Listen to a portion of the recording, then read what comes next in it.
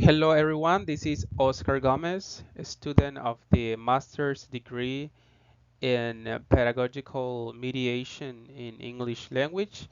In this opportunity, I would love to share with you some insights and analysis I've been working on throughout the development of the language curriculum development course. And I would love to share this information and reflections with you. So it's very important to mention that I'm going to be focusing on some issues regarding language curriculum development.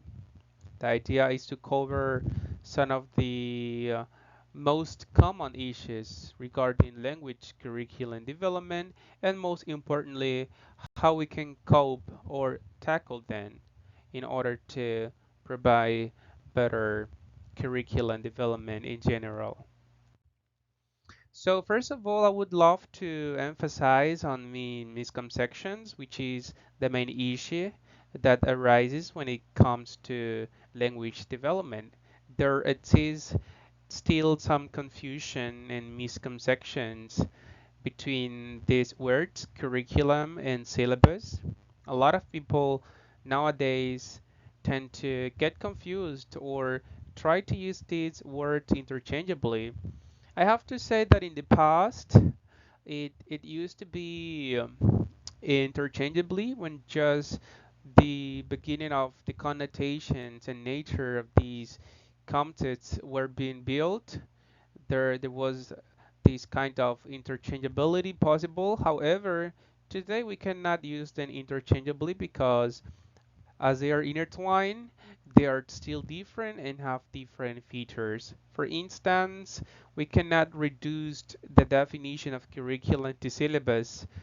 Syllabus in most cases is referred to a program's content and like all this information that is simplified that allows the development of a program, for instance. However, curriculum goes beyond that. It has a broader approach or scope, and it can account for a systematic process that involves not only content but goals, strategies, resources, and assessment of a whole program.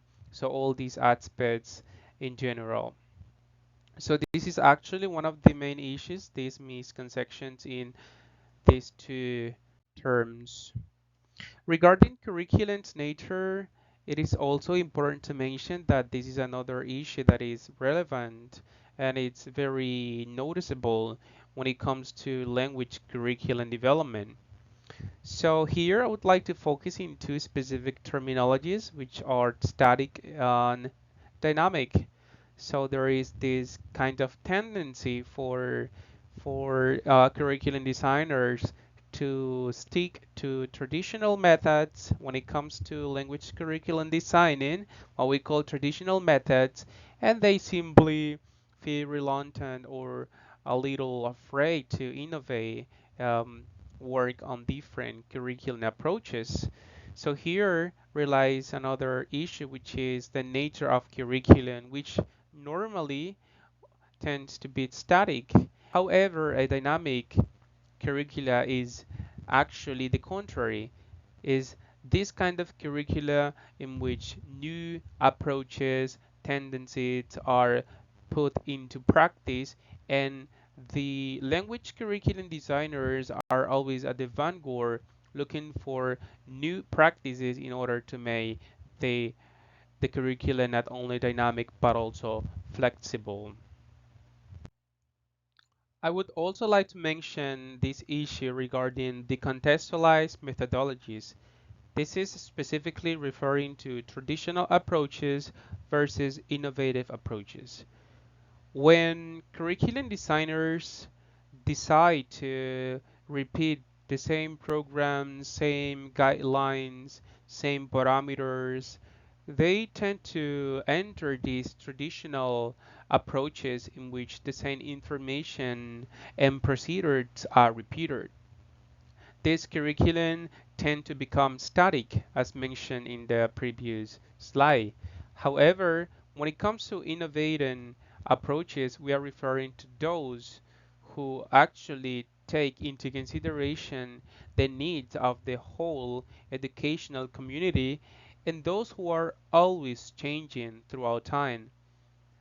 As the world passes by, the designing of curriculum is also changing. So this is the reason why it is very important to take into consideration innovative approaches when it comes to curriculum designing.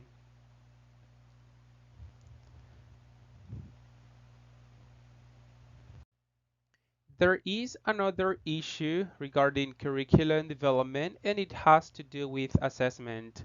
How curriculum has been assessment?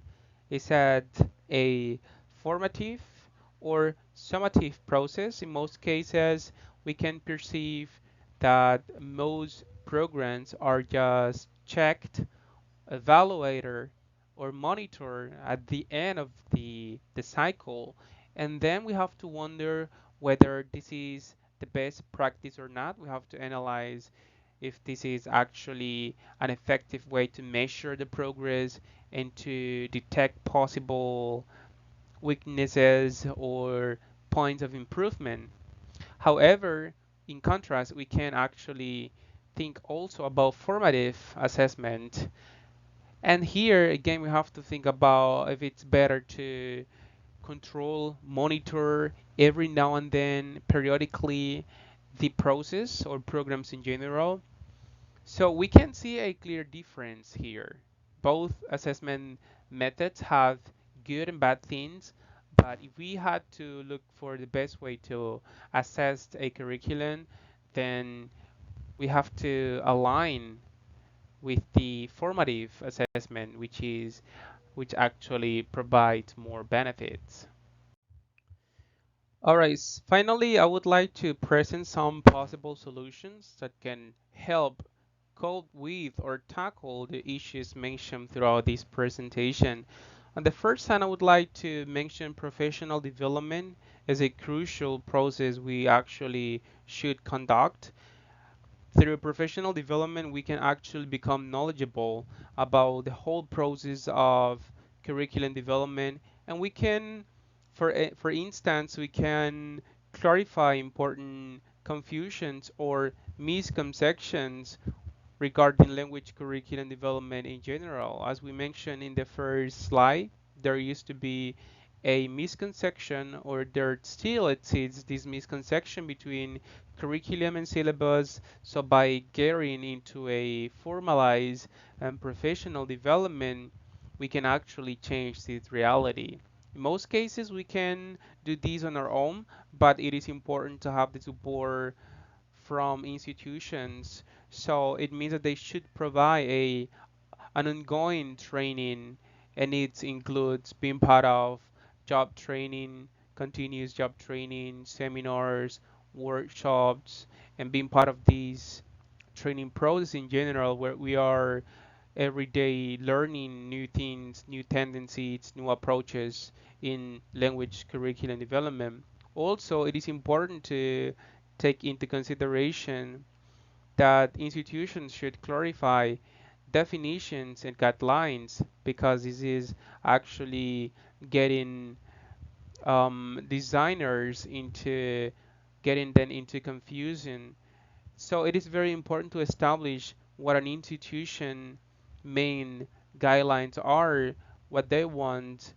This is the first step to curriculum designing. Collaborated effort is also an important strategy that can be applied in order to cope with these kind of issues. Um, the designing of a curriculum is not a process of only one person.